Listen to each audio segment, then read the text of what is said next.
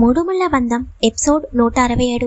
Hi friends, daily 4 episodes అడిగారని daily 4 episodes పెడుతున్నాను.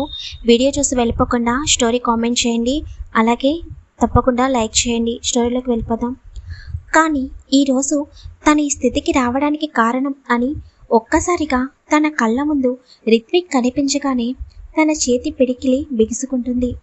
తరుణ్ వెంటనే ఎందుకలా అయిపోయాడో వైష్ణవికి అర్థం కాక ఏమైందన్నయ్య అని అడుగుతుంది. వెంటనే విక్రమ్, అదేం లేదు వైషు, నువ్వు వెళ్ళి రూమ్లో వెయిట్ చెయ్యి, నేను ఇప్పుడే వస్తాను అని చెబుతాడు. సరే అని చెప్పి వైష్ణవి అక్కడి నుండి తన రూమ్లోకి వెళ్ళిపోతుంది. ఎందుకు బావా సిస్టర్కి నిజం చెప్పనివ్వలేదు? ఇదంతా ఆ రిత్విక్ వల్లే కదా. ఈరోజు నా చెల్లెలు ఈ స్థితిలో ఉండడానికి కారణం ఆ రిత్విక్. వాడిని చంపినా కూడా పాపం లేదు అని కోపంగా అంటాడు. వెంటనే విక్రమ్, నిజం తెలుసుకోకుండా మనం అడుగు వెయ్యకూడదు. ముందు అమృతాన్ని లేగని, తర్వాత తను ఏం చెప్తుందో అప్పుడు విని ఏం చేయాలో అనేది ఆలోచిద్దాం, సరేనా అని విక్రమ్ చాలా శాంతంగా చెబుతాడు. సరే బావా, నాకు ముందు నా చెల్లెలి ముఖ్యం, తర్వాత వాడి గురించి ఆలోచిస్తాను అని అనగానే, ఇంతకీ ప్రియా ఢిల్లీ వెళ్ళిందా అని అడుగుతాడు. అవును బావా, తనని ఢిల్లీలో దించేసి నేనిక్కడికి బయలుదేరాను, తను ఇంటికి వెళ్ళిపోయింది అని చెబుతాడు. సరే ఇంకా కిందికి వెళ్దామా అని అనగానే, ఓకే బావా అని చెప్పి తరుణ్ మరియు విక్రమ్ అమృత్ రూమ్ నుండి బయటికి వస్తారు. నువ్వు కిందకి వెళ్ళు, నేను వైష్ణవిని తీసుకువస్తాను అని చెప్పి విక్రమ్ రూమ్ వైపు అడుగులు వేస్తాడు. తరుణ్ కిందకి వెళ్ళగానే డైనింగ్ టేబుల్ దగ్గర అందరూ కూర్చుని ఉంటారు. తరుణ్ని చూడగానే సావిత్రి గారు, ఎప్పుడు వచ్చావు తరుణ్ అని అనగానే, ఇప్పుడే వచ్చానమ్మా, అమృతని చూడడానికి వెళ్ళాను అని చెబుతాడు. రాజేశ్వరి గారు తరుణ్ వైపు సీరియస్గా చూసి, విక్రమ్ పెళ్లి చేసుకున్నప్పుడు నువ్వు కూడా అక్కడే ఉన్నావా తరుణ్ అని అంటుంది. అప్పుడు కానీ తరుణ్కి గుర్తుకు రాదు విక్రమ్ వైష్ణవిని పెళ్లి చేసుకున్నట్టు. అవును, బావ ఎలా మేనేజ్ చేశాడు అని మనసులో అనుకుంటూ, అవునత్తయ్య నేను కూడా అక్కడే ఉన్నాను అని చెప్పగానే, మరెందుకు ఆ విషయం మాకు ముందు చెప్పలేదు అని రాజేశ్వరి గారు సీరియస్గా అడుగుతారు.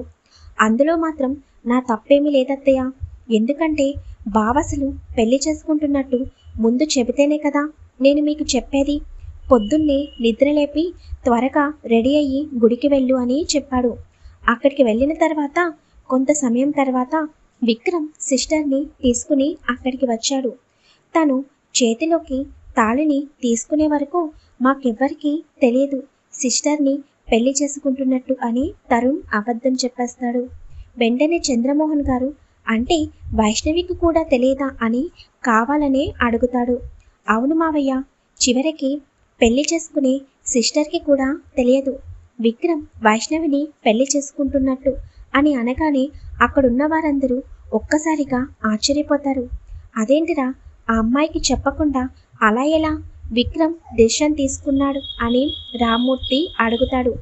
నీకు తెలుసు కదా డాడీ బావ గురించి, తను ఒకటి అనుకుంటే ఎవరి మాట వినడు, అందుకే ఆ విషయం చివరికి తను పెళ్లి చేసుకుంటున్న వైష్ణవికి కూడా చెప్పకుండా టెంపుల్కి తీసుకుని వెళ్ళి, పెళ్లి చేసుకునే ముందు నన్ను పెళ్లి చేసుకోవడం నీకు ఇష్టమేనా అని అడిగాడు. వైష్ణవి కూడా విక్రమ్ని ప్రేమిస్తుంది కాబట్టి ఇష్టమే అని చెప్పింది. అలా వెంటనే వాళ్ళ పెళ్లి జరిగిపోయింది అని చాలా సింపుల్గా చెబుతాడు తరుణ్. అయినా ఆ అమ్మాయికి కొంచెమన్నా బుద్ధుందా?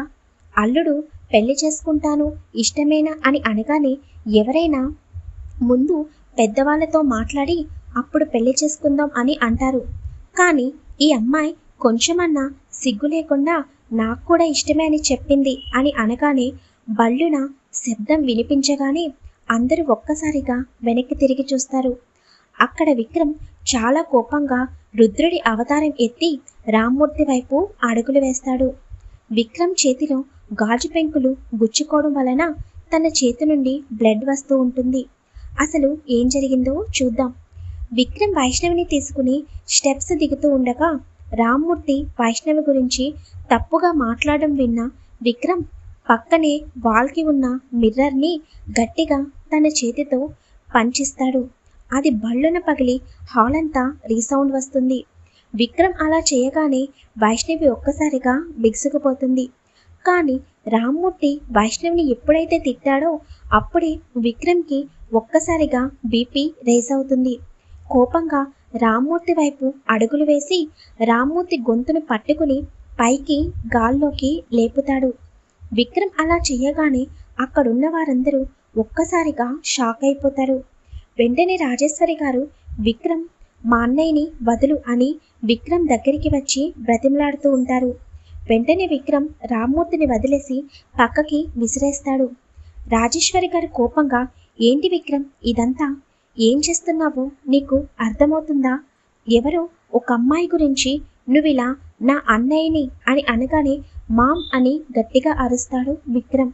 అంతే రాజేశ్వరి గారు దెబ్బకి సైలెంట్ అయిపోతారు. ఎవరో అమ్మాయి ఏంటి తను? నా భార్య. మీకు ముందే చెప్పాను, నా భార్య గురించి ఎవరన్నా తప్పుగా మాట్లాడితే నేను అస్సలు ఊరుకోనని. అయినా కూడా తనని తక్కువ చేసి మాట్లాడాడు మీ అన్నయ్య. మీరు మంచిగా ఉంటేనే నేను కూడా మంచిగా ఉంటాను, లేకపోతే నాలోని రాక్షసుడిని చూస్తారు అని చాలా కోపంగా అంటాడు విక్రమ్.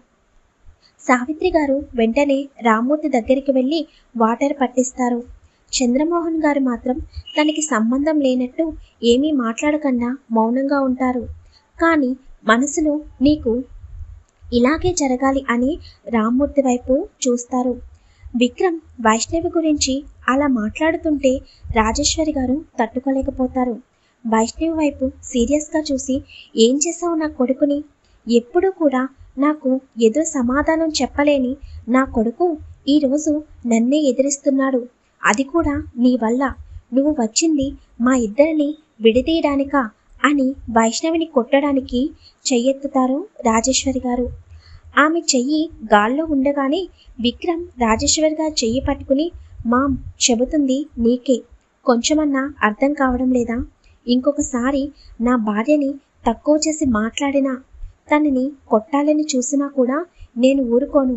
తనేమీ నన్ను ట్రాప్ చేయలేదు. ఇప్పుడే చెబుతున్నాను, నేనే వైష్ణవిని ప్రేమించాను. తను మీ అందరి ఇష్ట ప్రకారమే పెళ్లి చేసుకుంటానని చెప్పింది. కానీ అనుకోని పరిస్థితుల వల్ల నేను వైష్ణవిని పెళ్లి చేసుకోవాల్సి వచ్చింది. ఇప్పటికైనా తన తప్పు ఏమీ లేదని తెలుసుకుంటే మంచిది అని వాళ్ళమ్మ చేతిని వదిలేసి విసురుగా అక్కడి నుండి వైష్ణవి చేతిని పట్టుకుని తన రూంలోకి తీసుకుని వెళ్ళిపోతాడు విక్రమాదిత్య. విక్రమ్ వెళ్ళిపోయిన తర్వాత రాజేశ్వరి చంద్రమోహన్ గారి దగ్గరికి వచ్చి మీరేంటి ఏమీ మాట్లాడకుండా బొమ్మలాగా అలా నుంచుని ఉన్నారు? వాడు అలా నన్ను ఎదిరించి మాట్లాడుతుంటే మీరు ఏమీ అనరేంటి అని సీరియస్గా అంటుంది. హాయ్ ఫ్రెండ్స్, స్టోరీ ఎలా ఉందో తప్పకుండా కామెంట్ చేయండి, వీడియోని లైక్ చేయండి, షేర్ చేయండి, ఛానల్ని సబ్స్క్రైబ్ చేసుకోండి. Thank you.